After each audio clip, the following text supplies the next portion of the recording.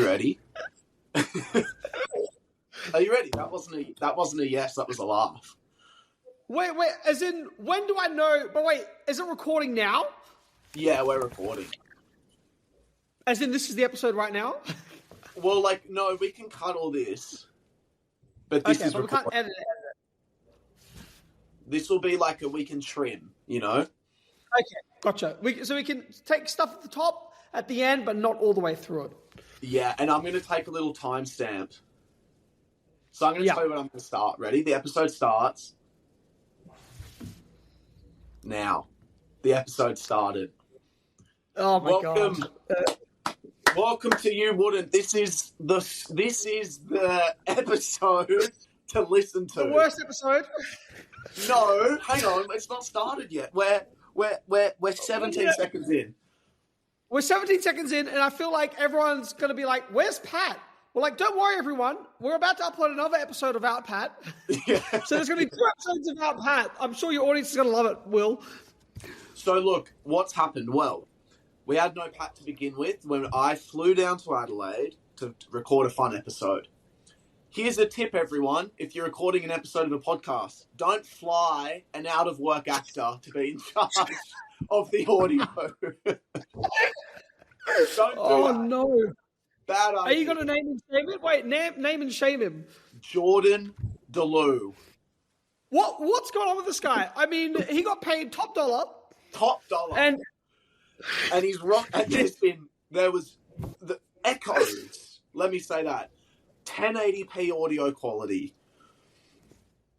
Okay, we can't blame it all on Jordan because the 1080 audio quality might be your fault. Okay, I'll take a bit of blame for that.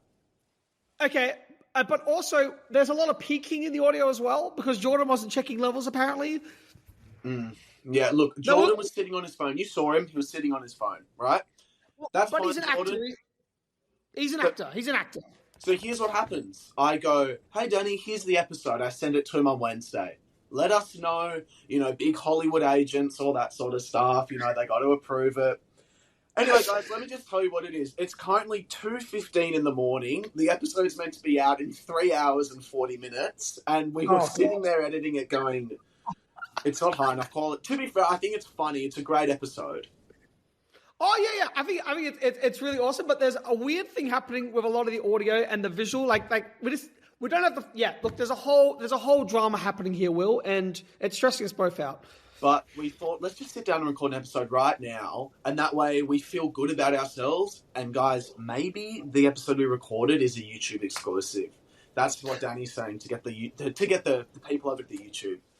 I'm a YouTuber at heart because I was a YouTuber for 10 years before anything. So I'm like, if you have more viewers on Spotify, wouldn't you want to try and push some of them to YouTube maybe? I don't know. People are lazy, dude. People hop in the car, they hit play, they know what they want, and they go for it. Are you a podcast listener anyway? Do you even listen to podcasts? Well, I actually caught on and started listening to a bit of... Have you heard of You Wouldn't? Shut up. After I was on You Wouldn't, I listened to a couple of episodes on there, but not on Spotify. I've never listened to a podcast off Spotify. I'm an Apple Podcast guy. Oh, shit. Yes, no, I'm an Apple Podcast guy as well, actually. Yeah. But what were you listening to us on? Is there another option? No, on YouTube. Oh, right. Yeah. Okay, you're a YouTube guy. Thank you very much. I was listening to it on YouTube. Yeah. But yeah, so pretty much there's an episode I'm talking like I'm part of the podcast. I'm not. Well, you are now. You've inserted yourself, mate, because the fucking edit job. Danny hacked the episode to pieces. He got sent an hour 10, and he gave back 40 minutes. And I was driving on the highway, and I was like, I have a feeling this is a way to procrastinate writing, and I was correct. No. What happened was, okay, when I get into a head zone of writing, and then I get right in the zone of writing, and then after a week of it, I need a break and do something else. And then Will's like, "Oh, check out the episode that we shot." And now I've come back to him with a lot of notes, which is pointless because it's not my podcast. And but I thank you for allowing me to obsess on it for the night. I like it. And honest, you know what? I was actually going to say because so we finished our tour tonight. Our tour is finished. We had a Newcastle show. Thank you so much. Great show. Amazing show. I'm convinced I have a brain tumor. Okay, why don't I called Will earlier, and then he was in a panic on the phone. He's like, I'm going to the hospital. Now, what Yeah, do you say? no, I said I'm driving. Firstly, I was driving through the Central Coast, which is. Have you ever been to the Central Coast? No. Dude, I need you. You will. Whatever the fuck your next movie is, you should set it in the Central Coast. I think I should probably set it where I want to, Will. Oh, how about you fuck yourself and take a fucking suggestion? How about fucking that cunt? It is the scariest place ever. It's like it's a town or like a huge like community inside like a giant national park. I So, don't. Is it like a homeless community? there's a homeless community, probably, definitely all over there, but all over everywhere. But I don't know what you mean by that. So, as in, like, it's an outdoor thing. No. I want you to imagine like you know how Vegas is in the desert. Yes. Imagine a city, but it's in the middle of like a huge national park with trees everywhere, and it's just like it's one of those things where there's like little suburbia coves. You know what I mean? Like a couple blocks of houses, and then it's just like nothing, like just like trees. Is there pokies? Yeah, several. That's all there is. Because that's where I'm gamble free right now, Will. How many days? Actually, no. I'm gamble free, but I'm actually going to revert. I've learned from listening to the podcast, we can't jump around that much. Finish your story about the brain tumors. No, I'm just saying. Okay, so driving, terrified, scared, dark, no street lights. Hell. Only bit of light is through my car headlights, which you can't drive. So I'm going to pick. I want you to imagine what that. Wait. Wait. Now, no, there needs to be a pause. What do you mean I can't drive? What is that? I don't understand that. You don't have a license. That's fine. No, what the I fucking do have a license. I've been arrested at one point for not having a license, but I have my license now. Because when I've been to your house, there's one car, and you say, that's Michael's car. Yes, because I Uber everywhere.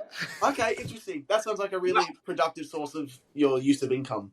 Okay, you know what? It feels weird. It feels like you're judging me in this weird way. I feel a little bit judged, and that's okay. No, I'm not judging. I've never seen you drive a car, and I don't know if I trust you behind the wheel. That's all. No, I'm a really good driver, and I have my fucking license. Will. Okay, sure. Yeah, no, sorry. Go ahead, continue. My head sometimes... No, I have my license, Will. I'm telling you. Let me tell you something. I get feints of dizziness, right? They don't last very long.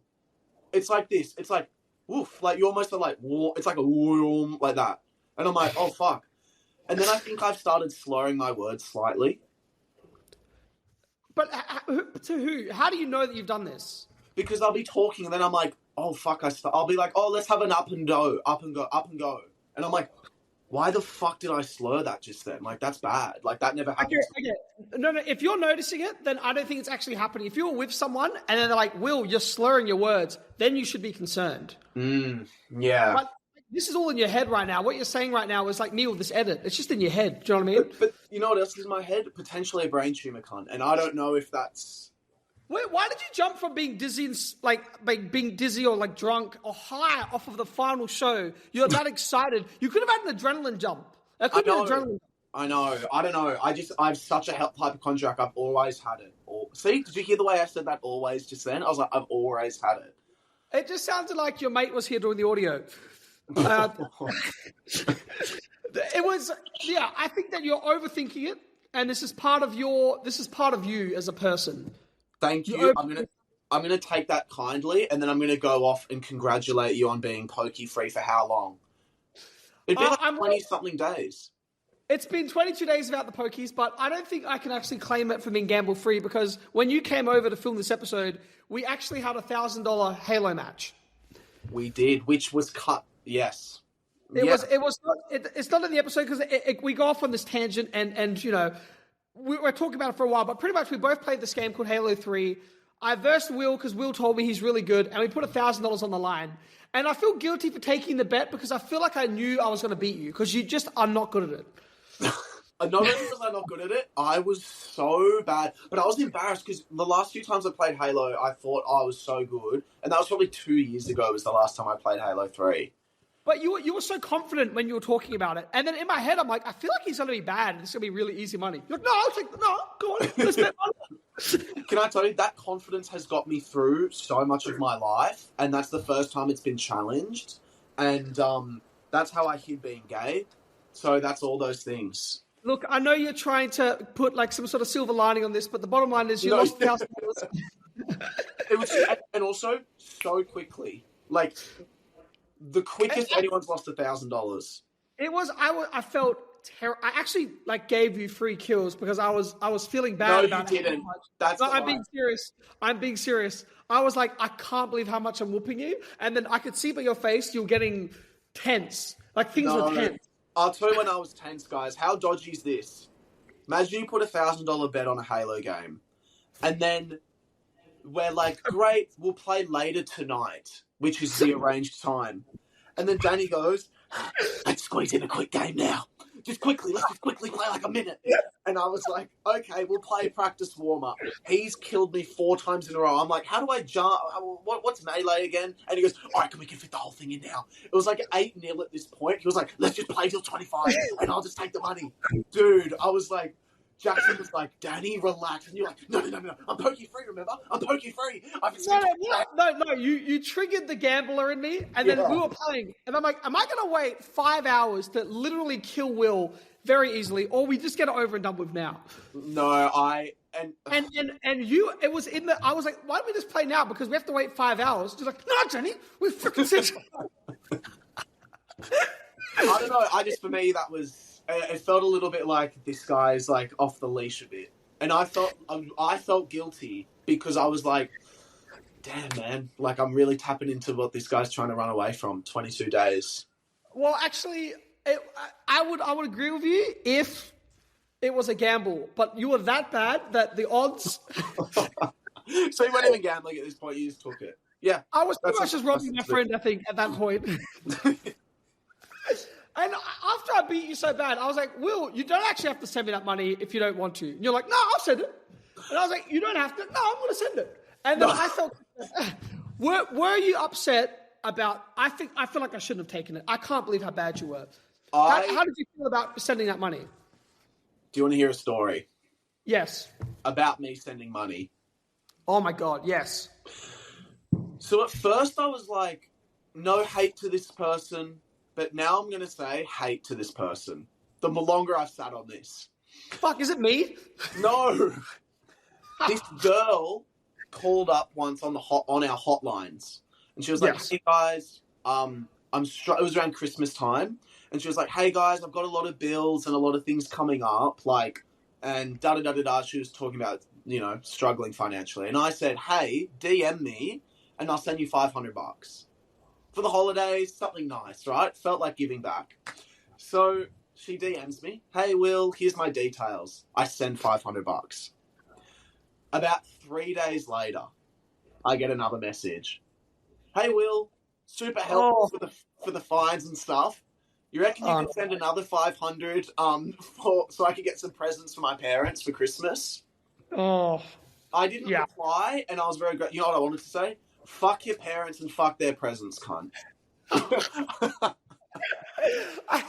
Dude, honestly, it taught me one thing. Never be nice in life. It doesn't get you anywhere. Well, you didn't send the money, so were you that nice? That's my question. I was being nice because I was like, damn, like, I think she'd spent it on our Patreon or something. I was like, this is really nice. And she's a lovely girl, and bless her. She didn't mean anything by it. But no. Don't backtrack. Don't backtrack. It's submit on you. Okay, she meant everything by it. How about that? I feel like she should have made up a better excuse than the parents' presents. It should have been like, my dad's dead, and I can't afford.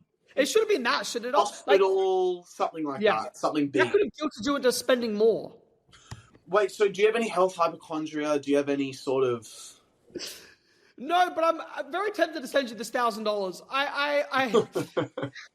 The guilt of it is creeping up on me. No, there's no guilt. It's fine. It's honestly fine. We had a great... We're fine. I had a lot of fun. On that thing of sending people money, oh my God, I have sent so many people so much money. Even when I was so broke, Like when I was broke, and I would be like, oh, I'd think, oh, I'll be good for it. Like I'm talking like, I'd say like over 50 grand I've lent to people that like I've never seen again. Wait, And I will never once? bring it up. Or like not in once, total? no, like accumulated. Holy fuck. Yeah, Like, yeah. like 50, over 50 grand, and I never bring it up to them. I'll never say it. I'll just be like, oh God. Or if they message like, oh, we should catch up, you know what it's about. Yeah, yeah. Oh, wait, really? As in, like, when people say we should catch up, you go, this is for money. So, some people want to catch up. Yeah. But that happens. That's happened ever since, forever. That's happened forever. You've got to get back, surely. Well, in person, I almost admire that. Because that feels like something you would send a text like, hey, we should definitely catch up, and then in smaller font, also, you know, if I could have a little bit of money. Right. So yeah, you'll yeah. sit down and they'll go, I need 10 grand. Bro. Oh, dude. Oh, I feel sad. No. At some point, I'm like, don't even do the catch up. Just send me an invoice, for God's sakes. Like, what is the point of pretending to want to catch up? Just send me the freaking invoice and I'll send you. For God's sakes. Like, I feel like I've wasted my time. I can't believe I got tricked into thinking you wanted to hang out. Really? I can't believe that happens. That's crazy. That happens sometimes. Look, Damn. That happens. But look, the thing is... Oh no, we've frozen, and now the fucking pod's fucked. I'm joking. No, that was me. I was doing a bit. I was doing that. Can I ask you a question? Yes, I'll give you an answer, Will, and it's going to be honest. Okay, it has to be. Yes. We bring her back, right? It's out now, and we've not spoken about it because podcast never came out. Yes. But one thing I never asked you on the deleted, never to be seen episode was this fake website that went viral. Yes, there's a website that shows up on the tapes that Laura's watching.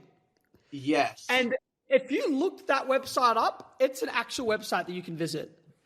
That we built. And it's like when we're writing a movie or working on a movie, we build out like really deep lore. So we've got this whole underground society that we're working on and things like that. So there's like, it's sort of like, I like that the world's bigger than the movie and the movie's like a glimpse into a larger world. So that's the Black Angel tapes. And then at what point are you like, let's design the website? Is it in post? Is it in pre-production? Like when is it like, we want to get this website up? So we've been working on this website for over, as in like the footage that's been shot in there, like this is with my VFX artist Jack. He's so amazing. Like this footage has been worked on for like over a year. As in like, wow, yeah, building up to it. It's sort of like there's little different pieces of footage from everywhere, and it's just leading to a bunch of different projects and things. Like it's very, very exciting, very fun. So it's all. Are we even allowed to say? Maybe we're not allowed to say if it's in the same world.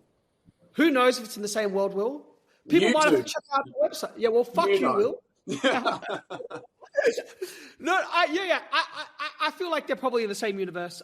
If I was going to speculate.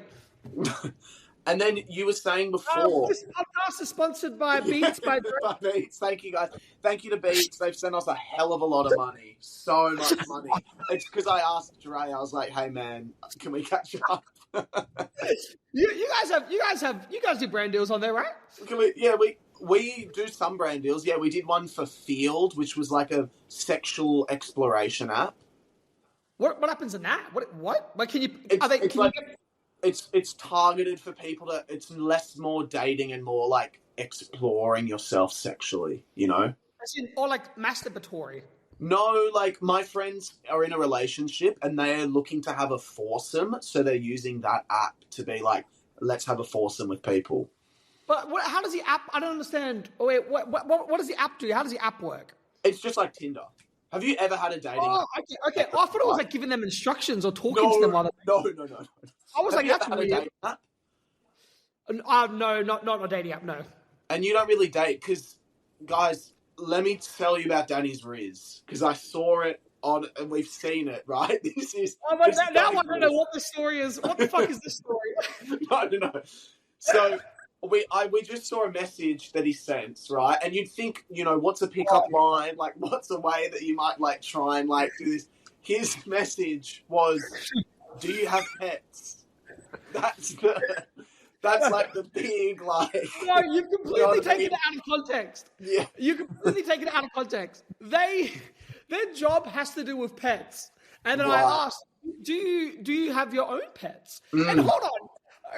Okay, let's talk about your text that we saw. We looked at Will's to this boyfriend. Go on. To a potential boyfriend. And poor Will is getting these really cold answers from this guy. I think they're warm from him. I think that, to you guys, sure, they're cold. To me, it's something. Well, it's very like, oh, yeah, let's catch up this weekend. Oh, this has come up. Yeah. Oh, maybe next weekend. Then the next weekend, oh, I don't know, I'm a little busy. Like, I feel like, you're hanging out with my friend that was trying to get money out of me. Like, I don't know, this person was, didn't seem that into you from the texts we saw. Yep, I'll take that. And then Will in the texts felt like he was starting to get a little desperate. And he overcompensated with like really large capital letters to a joke that he told, right? Ha. It's like that. Dude, there's nothing worse than when a autocorrects to all capitals. It's so embarrassing. He was like... No, I'm embarrassed because I actually do that as well. I do the ha in capitals. I didn't mean to take a dig at you. I do the exact same fucking thing. No, it's fine. He was like, I just had a slice of cake. And I replied, all capitals, yum! Like that. Huge capitals. Like, it doesn't give a fuck. It couldn't care less. Do you think he's the one? I think everyone that walks past me is the one. Honest. That's so romantic. But Could I be the one? Have you ever thought maybe I would be the one? Yeah. Or I sometimes crush on my straight friends a lot. That's a thing. That's a sad I know, because I do believe I believe that you had a crush on Pat at one point. Yeah, this is a theory of yours. Yeah, I think that you made a move on him, and then ever since he rejected you, that you've held this weird resentment. If I made a move on Pat, I wouldn't be alive. No. Look, Pat and I have a very beautiful, deep relationship that feels very interlinked. You know what I mean? But I feel you guys hooked up, and then he's like, "Don't tell anyone." Yeah, he said, "Don't you ever fucking dare." But I feel like that with a lot of my friends. Like everyone, I don't know if you feel this, but I feel like so many of my friends like tick different boxes almost, and then there are some friends that are just I don't know. I find friendships very interesting. I find them better than dating only because I've never dated really. So I don't know what I've dated, but I'm not dating right now. So friendship is the date. I feel like we're on a date right now. And me too. We're on a date, mate. You know what I'm going to do? I'm going to ask the Woodners, if you're interested in Danny, slide into his DMs. I don't know about that. Slide in, ask him if he has pets. I would. That's what I think.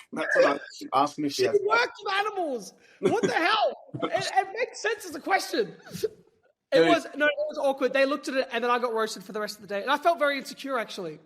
So you should feel ashamed about that, Will. I want to talk about something else. See how we're going topic to topic? This is good. I know. Well, yeah. Because the podcast we did, it was so bipolar and ADHD that, people might enjoy it. See, I'm doing it now. No, continue. Do it. No. It's okay. I think I'm the worst with money ever. Nah. I'm going to give you an example right now. I'm sitting next to an example. So I had the spontaneous idea, damn, I want to get a VR headset. Mm-hmm. I'm obsessed with VR. I just want to get VR. So I go ahead and buy a Vive headset. $1,800. I can't create it because you need to set up tripods and camera. Can you see that back there? Dude, yeah, that's I know. Camera for the Vive. You're meant to get a Meta Quest. Get a Meta Quest. Great idea. Bought one the next day for $900. Oh, yeah, that's bad. Can't log in on this, and I can't log in on the Vive. $3,000 gone. Oh. And I've not even, that's it. It's done. And I don't even want to play VR anymore. No, I know what this is. This is you trying to guilt me into sending you that $1,000. Yeah, and man, I'm struggling because I know this is a green screen behind me, and I truly am I'm on the streets, truly. I'm with you. Because I'm right now, we're doing this thing where we're like trying to renovate a place, and everything the guy says, I know he's ripping me off. Like, I know that he's like, I'm like, I want to put some soundproof foam in this wall. He's like, that's going to cost $5,000. I'm like, $5,000? Fuck. And then I know for a fact it won't cost $5,000, but I'm just like, oh, okay. I can't. Yeah, and so I'm at this point where I know this guy's robbing me, but that's okay. I'm so bad. This is how I negotiate cars. You ready? Yeah. I want you to be a car. You're selling me the car, and the price is $14,500. Yeah. And the direction I'm giving you is you're not budging. You really want to sell this car for $14,500. Okay. I'm going to be me. Okay, I'm a car salesman. You're the car salesman. You want to sell it for $14,500, right? Yeah. This is how I negotiate because I hate confrontation so much. Yeah. I go, yeah, man, it's a cool car. I really like it. I think it's great. It's good. 14.5, slightly out of my range. Would you do like 13 even? Mate, look, the price in the car is the final price. I don't know if I can budge. Cool. Yeah, let's do it. No, see, no, yeah. Yeah, no, I know what you're saying. I can't, dude. I can't. I feel like Pat is in your life for this exact scenario. He is the best negotiator I've ever seen in my life. I get that vibe from him. That's a good, I feel that. So you need to utilize your mate more. You need to utilize your friends more. But this is where I think he goes too far. So, for example, he gets aggressive. No. We stayed at an Airbnb a couple nights ago, and we booked it on the night because around the area we were meant to stay, blackouts. So we're like, fuck, like we need to get a place. Yeah. So we call up this lady. We got it because it had a hot tub. We go, hey, just double checking, hot tub is hot and there's electricity. She goes, I don't know. I live 40 minutes away.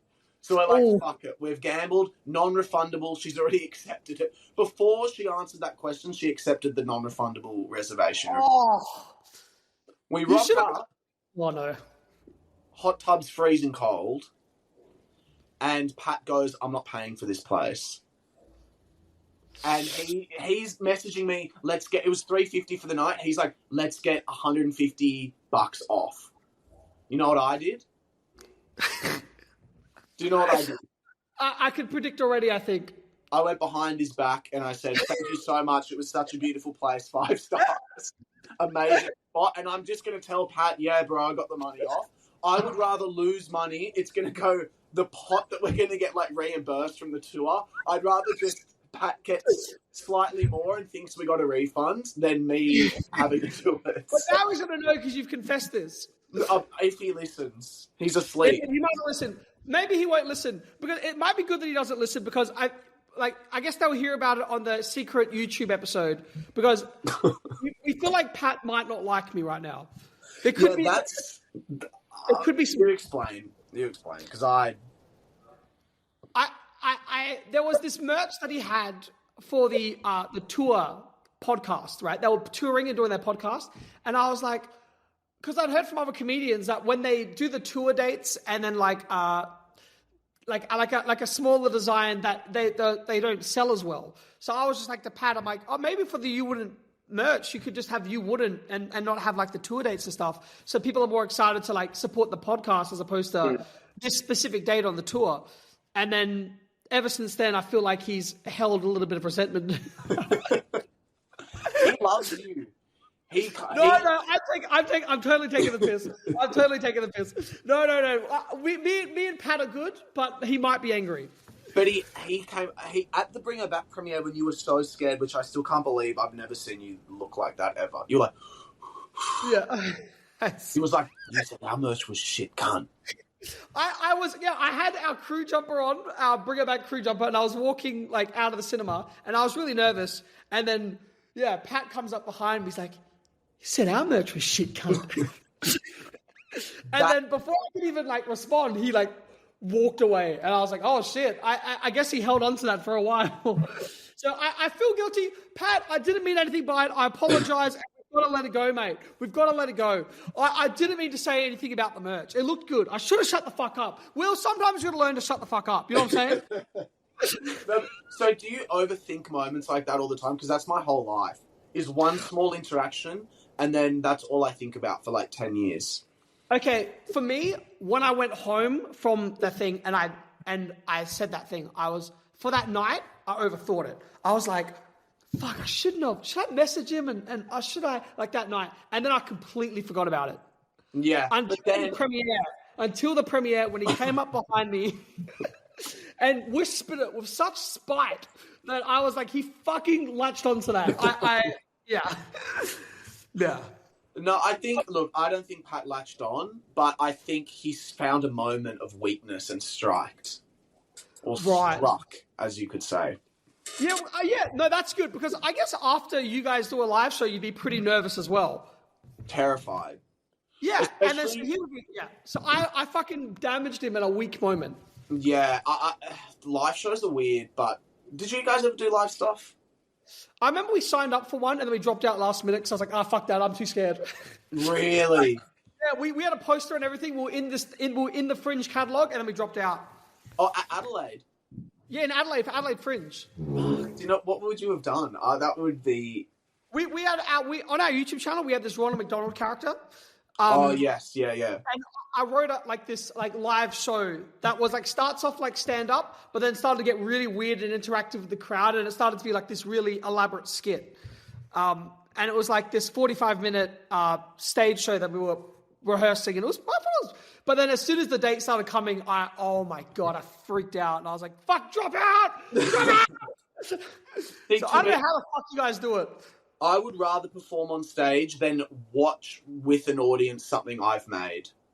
100,000,000%. I'd rather get up on stage with no script or anything than have to sit and watch it, because I would be just watching the people and feeling every energy shift. It's like a room is so alive. I don't think people maybe realize how alive a room can be, especially a theater full of people watching something. But what if the room is dead, Will? Well, but that's what I mean. It's alive because you can feel every death. You can feel the death because there's nothing happening. See, that's terrible. See, like with the movie, it is the worst part. Like it's the worst part. Watching the movie is the worst part of the whole experience. Like I can't fucking watch it with people. Like it's awful. And I have the luxury of being able to walk out. And so like if I was in a live show and then I started bombing, I would just walk off the stage and give up. I've done that before. Dude, so my Melbourne shows for the Melbourne Comedy Festival, I did a month, right? A whole month of shows. And there were 6 shows that were so bad that within a minute of being on stage, I knew that they hated me. And I wanted to get off the stage. And I couldn't. Like, I would be like, hey guys, how are we? And no, silence. And then I'm just like, well, strap in, cunts, because we have another hour. And it was, dude, silence. I can't see. That's fucking awful. For a whole hour. Oh, they didn't laugh once? What? No, not once. And my big jokes that always crush, nothing. Maybe a chuckle. Like, I feel like I would be on suicide watch after that. Dude, it's so bad. It's so tough. You're tough for getting on stage the next day after bombing like that and then like doing it again. Wait, like was it 6 in a row or 6 spread out? 6 spread out across the month, but 2 were in a row. Oh, wait. Then what's the best part about making something then? Oh, it is the most rewarding thing where it's you put your whole life into it for like 2 years when you're shooting and editing it, and then you put another 2 years or whatever writing it. So it's the most pure, amazing form of expression where it's like things that you can't even put into words, experiences or it's a therapy, like things that like you exercise everything. And when you're making a film or like when you're making any sort of art, you're like, I can't even put this into words right now, but I can convey this visually. And and then you're collaborating with all these amazing artists and everyone's bringing this thing to life at the same time. The actors are artists, the production designers are artists, the editors are artists, and everyone's putting together this beautiful art piece. Like it is the most rewarding thing in the world. It is the best. Like I love it so much. But because you put so much of yourself into it, it's so vulnerable. And then the idea of then watching it with people and then having everyone judge it is just terrifying. It's just the worst. I can't deal with it. I had this weird realization because, like, I'm in this weird process where, like, you know, potentially making something soon, but, you know, you're not sure and you're kind of still developing it with a producer and stuff like that. And, like, immediately, like, you know, before I was, like, so fully into it, I always thought, like, oh, like, I just want to, like, make this movie. Like, I just want to do it. I just want to make it. And then I had this weird epiphany, like, a week or two ago after, like, I had this meeting with the producer and I went, fuck, like, I'm kind of doing it now. Like, this is a part of the process. Like, the process of making a film isn't just, like, pre-production, then, like, production, then post. Like, it is, like, these weird moments of, like, you know, talking to different producers, seeing who wants to get it made, like, tidying up the lookbook, like, all this stuff, like, I'm, like, and then, like, having that realization of, like, oh, fuck, like, I'm doing it. Like, now I've got so much more, like, excitement. Like, it always felt like the before you can make it, but it actually is making it. Even that stuff. Even the writing is you're making a movie while writing it and you're developing it. It's so big. But one thing I had learned when I was in that first stage, when I first started doing it, and you have to try and do this when you it can't be the side job, it can't be the side gig. Like once the film, especially once the film is picked up, or it's like in full development process, like you have to live and breathe it.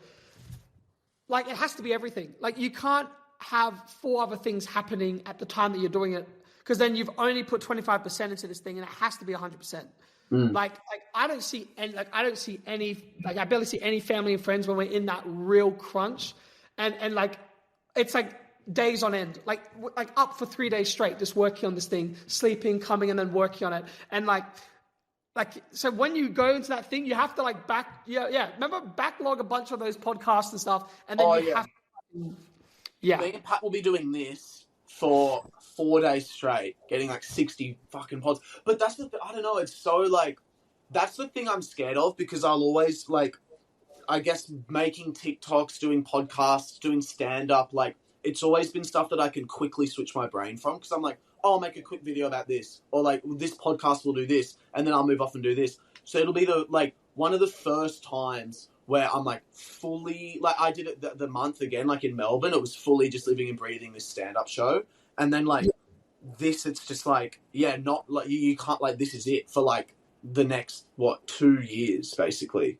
Like once it gets picked up, I guess. Because I remember we were developing another film before we did Talk to Me, and it was, I wasn't in it. Like I was still being a YouTuber, and then they'd send me notes and I had to do, and I sort of would do them, and then I'd be like, oh, I guess I'll get to that later. Or I'll do that later, and it just wasn't moving along, or it wasn't happening because I wasn't pushing it to happen. And then once I really switched and locked in and being like, I'm going to make Talk to Me, I'm going to make this movie, it was like everything was on the side. I think when you're writing and developing, you got a bit more freedom.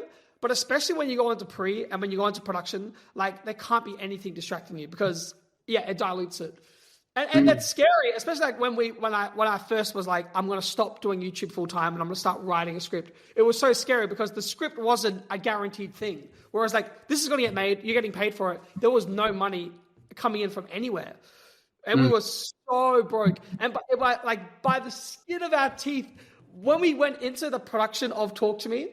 And because we had to reinvest all of our fees back into the movie, we literally couldn't even fill up our car.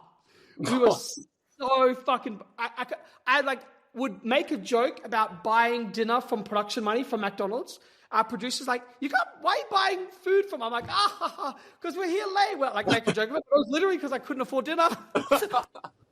And then that's weird, because I've got a text from you early 2022, hey man, can we catch up? So just wondering what that was about then. If that was Uh, clearly, yeah, that was just no. Out of the crunch time, you're okay to catch up a little bit. You can, like, just say you've wrapped production and then you're like, fuck, there's going to be like 2 or 3 weeks of when you do the edit. You can squeeze in a hangout with Will Gibb. You can. Look, you can squeeze it in. I found it doing a short, obviously it's so different, but when I made my short, it was so funny because I just had this realization. I was like, fuck, like, the director has the easiest job on set. Like, it's crazy. Like, you've got the actors that are like fully like embodying someone else. The production designer gets there so fucking early and is like set up, like completely transform these houses. Like, the DP's fucking doing all, and then your job is almost just like, I mean, I don't know, I guess it's kind of different for everyone, but I've always like seen the role of the director is to like keep the vibes of the set high and help guide these like people that are way more talented than me, like help guide them towards like my vision. Like, that's kind of, but then also it's like they've got their own vision that you listen to as well. But I don't know, it was just that thing. I was like, fuck, everyone's so much better than me at all of this. I just have to like help make sure they feel the most like creative almost. You have to keep the train going into a certain direction, because once you start being a little more hands off, it starts veering in this other thing. Or like, if you don't voice something, it can easily like turn into another, direction. And that's why, like, when you're on set or when we're on set, if there's downtime, like, we're editing between takes or putting it together. Whereas, like, let's look at the rushes the day before and like make sure the scene's even working, or this, we can even put this together. Like that's can be a part of the process as well. That's not always a part of the process for. I think it's not a part of the process for most directors, but for me, like, that's what is like all encompassing. Is like, you always have to make sure that, because you can never come back. There's so much money being spent on every day of production that you have to make sure that it's perfect, that it's worth it. Otherwise, you got to get into the edit and be like, fuck. And that happens sometimes. You get to the edit and you're like, I can't believe this is all we have to work with. And that can be a hellish situation. Oh my God. And then this is a random question, but like, when you like, not like, I don't even know how to explain this, but like, if I was to look at the script of Talk to Me and the script of Bring Her Back, like, I would be like, oh, like, not just purely on like, I guess how it's written and what I'm looking at, it would look like Bring Her Back is the first time feature because it's like one location and it look like, reading it would look like less budget than Talk to Me. So then when you make this huge film and you kind of have like every door open and you're like, fuck, we could literally make whatever the fuck we wanted, is there a bit of like, how does it feel like going, let's step back? Yeah. Is that like a thing, or I don't know, like... Yeah, it was a big thing that, like, we knew that it was a smaller movie, and it wasn't a hook movie. It wasn't like, we've talked to me, it wasn't like a hooky movie. That there's no real hook to it. And it's grimmer and it's darker, and we went into it knowing it was going to be a smaller movie. Like, it was... And that's a scary decision to make, but it felt the most personal and the most real. Like, we literally didn't do Street Fighter so we could do Bring Her Back. And it was like it was like, I ever be in the house in the mud, but like in Australia, I could like traveling the world and then doing these massive freaking set pieces with all these big actors and stuff. But it was like, this was so personal and it was so authentic, like, to ourselves. And like, we'd already written it. And it was like, I have full control of this. I have full authorship on this thing. So that just felt right for some reason. But man, oh my God, I really wanted to do Street Fighter. And that's because who was it? Well, Jordan Peele. Someone was like, the second film's like the most important. Or that's kind of, I guess, like the common thing, right? Is the second film's the most important. So I guess you just followed your gut, right? And you were like, this has to be the second film. Like, this is it. Like, this will translate best for us. Yeah, but I don't even know if that was the thing of translating best for us. It was more like... It just, I can't even explain it. It was this weird thing where I was like, I know this is the smallest step to make or the weirdest step to make. Even with the doco that we're doing, like, next, is so, like, I know it's a smaller thing and then both of even Bring Her Back and Talk to Me. Like, we know it's smaller, but it feels the most authentic. And like, if you're being an artist and you're expressing yourself, you have to express yourself in a way that even if you know it's not going to be as loud as other things, that you still got to do it. And like, you have to shut off thinking about what anyone's going to think or say, because you're automatically going to have people wanting you to fail and like looking for ways to make you feel bad about whatever you're doing. So you just have to do whatever feels right to you, you know? Yeah, bro. Yeah. I know, bro. And then co-directing is interesting. How do you manage? Okay, these now it just feels like I'm interrogating you, but like, because I feel like I'm a tyrant, like, and I know exactly what I want, and I wouldn't be able to share that responsibility with someone else, if that makes sense. Yes. It is a hard thing, and we get a little too hands-on with certain things. Like we're very OCD with the edit, like down to the frame. Very OCD with music and sound design, and like the levels of audio, like to the decibel. So like that is a part of being a director. With co-directing, you just have to co-direct with someone that you know you share a vision with. Like I've been making stuff with Michael forever. So ever since we were 9 years old. So like there's like we know a shorthand, we know like we've got the exact same instincts and the exact same thoughts. So that makes sense for our partnership or our thing. But I can see that if you're directing with a friend, you guys don't have that shared DNA ever since you were 9 years old. You're sort of feeling it out now. And I can see you being like, oh, I don't know if I want to share this responsibility with someone else. Like I can see that. And that's not a thing to be ashamed of. Yeah. Your main thing is to you making sure you're collaborative with your heads of departments, because they're artists as well, 100%.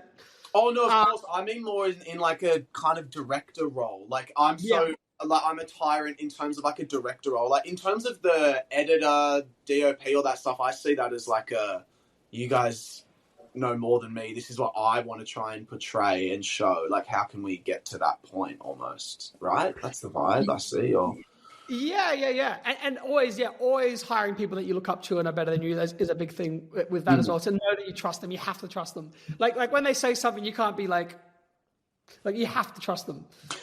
And then, does it ruin movies making them? Because you see that a lot, really. Because I see so many like directors, and they're like, oh, "I didn't watch that one. Not this year. I didn't get to that." And you're like, "Oh, man, like that's so depressing." I still get the exact same joy out of movies and TV shows as always. I have a stronger appreciation when you see something executed. When I'm editing, I can't watch anything.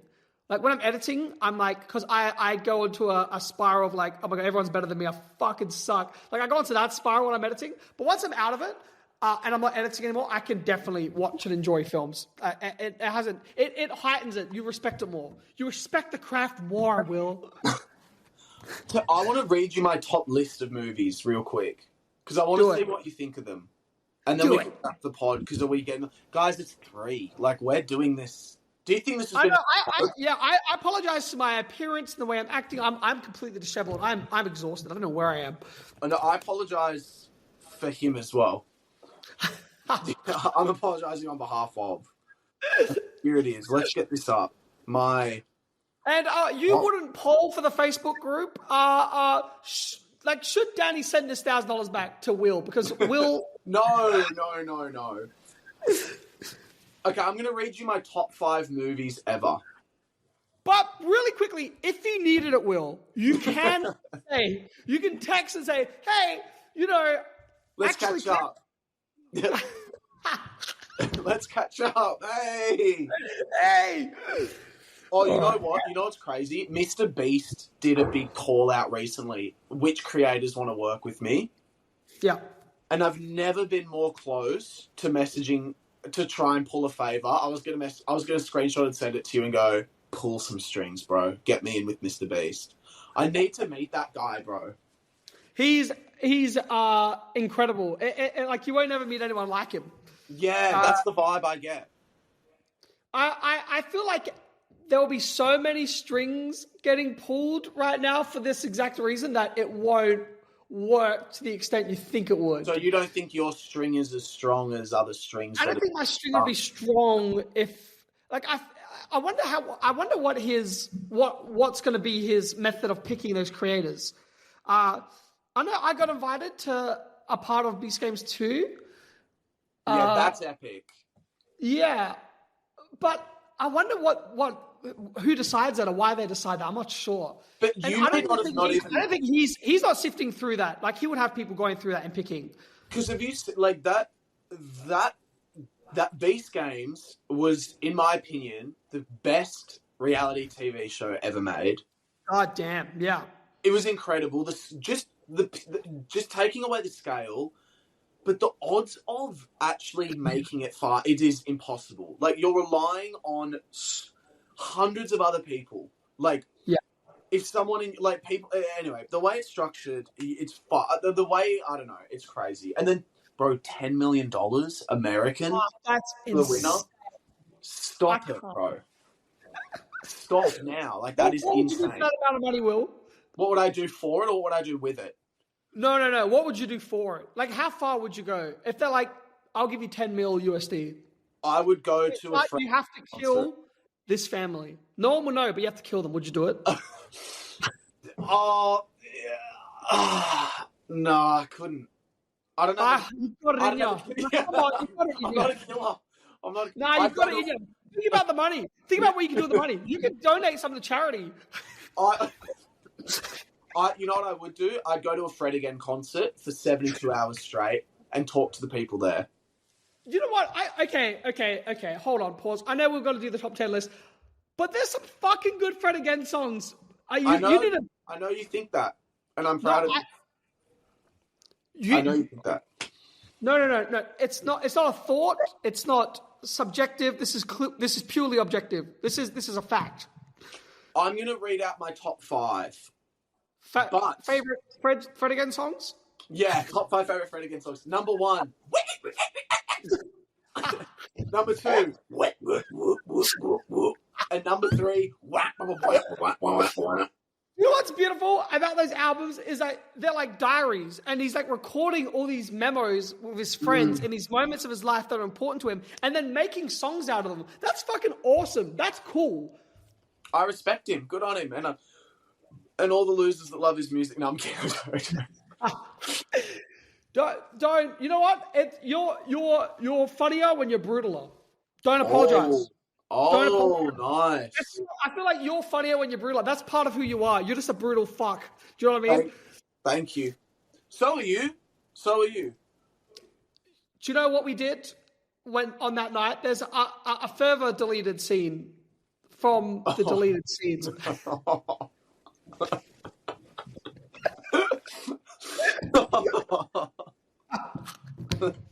That was cheeky. That was cheeky. No.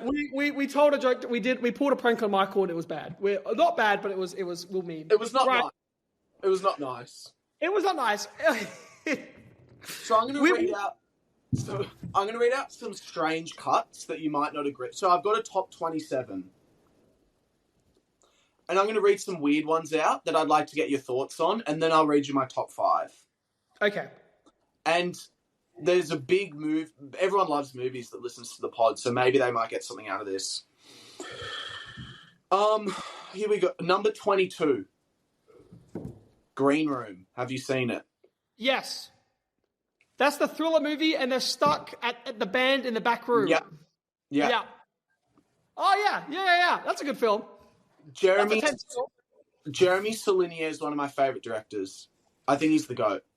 Oh my gosh, I don't know the directors' names. I'm so bad with names. But he's the GOAT. What else has he done? He did Rebel Ridge, which I liked, the Netflix one. Did you see that? Seen that? No. He also did another one with Jeffrey Wright. I can't remember what it was called. But he's good. He's a good director. Yeah. Blue Ruin. Blue Ruin. Have you seen Blue Ruin? That's like one of the best. No, I don't know both of those movies. Damn. Okay. This is a weird one. Number 17. Saw 2. Oh my God. You know what? I'm fucking with you. Dude. Dude, the twists. Yeah. And the set pieces, like the syringes and everything, that is a good movie. I actually agree with you. Saw 2. I used to fucking be so addicted to watching Saws when they came out. I used to go to every cinema screening. Me and Pat's favourite movies are Saws, dude. They're the best. I'd love to make a Saw film. Oh, you could probably... Blumhouse just bought the rights to it, right? So they're still going to make more. But I hope it's not like M. You know, like that scared me. No. I feel like they'll do. I feel like they know that that people want the kills in that. Yeah. And it's so weird because the first film was so not torture porn, but then all the sequels Yeah. were. But man, Saw 2's the best of them all. Honest, the first is a classic. Do you know what? I love the scene in the fourth one when he's they like cut open his stomach. I think is that in the fourth? Yeah. Oh, it's like a flashback when he's dead.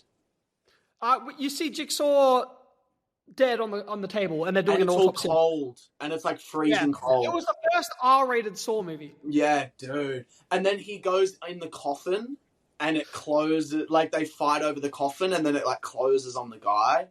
Oh, that's the other thing. Do you know what was good about 3 and 4? Was they were running simultaneously to each other. Yeah, unreal. That is amazing. That is good. Come on. There's only one bad Saw film. There's 2 bad Saw films. Was it the 3D one you didn't like? I didn't like the 3D one, and I didn't like Jigsaw. I wouldn't count that. Yeah, it felt too like It was a different movie, right?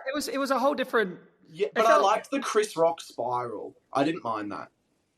Oh, I thought that was the one you're talking about. I actually haven't seen the Jigsaw one. Jigsaw's like they're in a barn, and it's weird. Oh right, maybe it's a weird spin-off thing. Yeah, they've got to try and. What they've got to do is they've got to try and do what those first Marvel phases did and map out like a whole bunch of films 100%. so they can have those twists leading to each other. Because the way that 3 and 4 tied into each other, it didn't feel like they were making it up on like as they went along. Like those seeds were threaded through that second film. It's fucking so cool.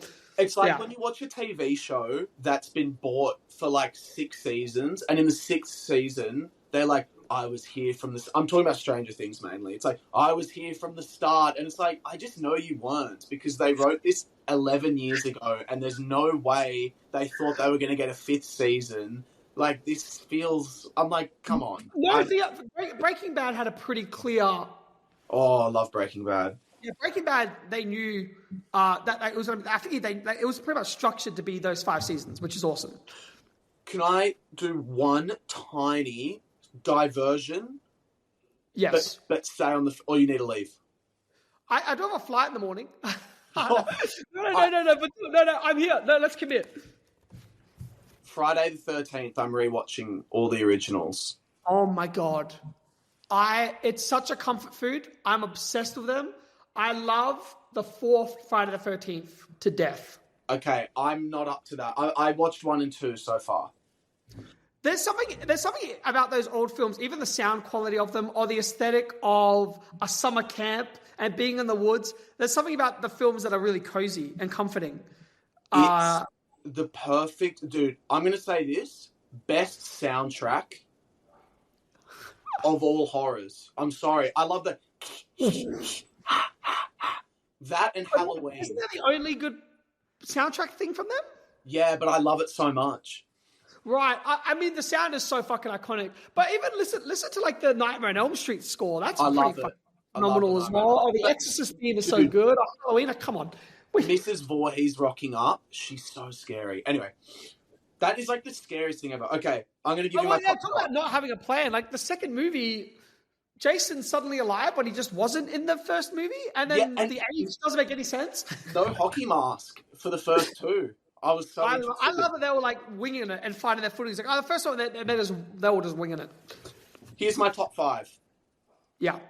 Lake Mungo, number 5. You love Lake Mungo. I'm obsessed with it. I think it's just the best thing ever. It's a that ending shot is super horrifying. It's so scary.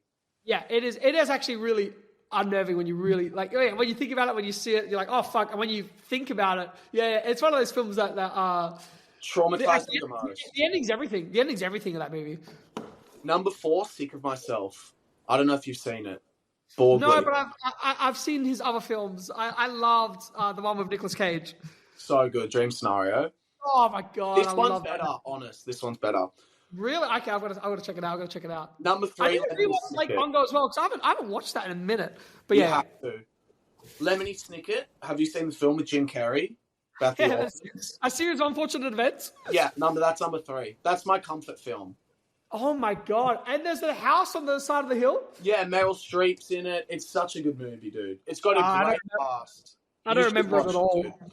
Number 2, it's a basic choice, but it's basic for a reason. Hereditary. Goated. Yeah. Changed horror forever. And then number 1 is The Wailing. The Wailing, okay. The Wailing's awesome, but what about, why is there no Bong Joon-ho here? There is. Parasite's in the top 10. Memories of Murder. I've not seen I it. feel like if you watch Memories of Murder, it might replace The Wailing, maybe. Okay, I'll watch it and I'll... Actually, The Wailing was still good. Oh, I'm just obsessed with Memories of Murder. I feel like it's the perfect movie. You know what else is the perfect podcast? What we just did. We went in there. There was a podcast that was not good enough for the You Wouldn't Have viewers, and then Will's like, I can't release this to the public. That's not what happened. We're just like, can you delay the upload so it's a good quality one? Will's like, you wanted to keep this release date, and I think you're an absolute... No, you are, because you could have said, sorry, man, I'm off to do a really big press conference tomorrow, which you actually are. And you've dedicated your entire night to not only editing the shit podcast, but then recording a whole new one. So the You Wouldn't owe this man a lot, and so do I, and I'm actually very grateful that you've given us it. I love the conversations. I think your audience is awesome. I had so much fun in in both podcasts. And any time, Will, I had a great time. I had an absolute great time. And this one is going to be out. It's going to be a YouTube exclusive, right, Will? Yeah, right. Correct. That sounded like that. What you weren't sure? No, I'm fucking being real. Yes. Yeah. We're just going to wait till because okay. One last real quick explanation before we leave. I'm so sorry. It was that we got given 1080p footage to edit when we needed the 4K because the audio already is not great, and it just sounded too. It was a lot. I'm sorry, it was a lot. But now we're here, and I actually genuinely am very grateful that you've done this. And I apologize if it was shit, and I'm a little rusty. It's very late, but I gave it a crack. Don't apologize, and have so much fun on the thing. Thank you, Will. Thanks for having me.